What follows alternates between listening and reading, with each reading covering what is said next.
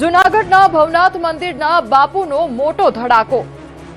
પ્રશાસને જ્યારથી ચાર્જ સંભાળ્યો છે, બરોબર સંભાળ્યો છે, ત્યારથી એવું જ વાતાવરણ લાગે છે કે માત્ર ને માત્ર પૂજારીઓ અને મેનેજરો દ્વારા જ પ્રશાસન કરવામાં આવે, કોઈ સાધુની કોઈ કિંમત અથવા વેલ્યુ ન રહેવા દી।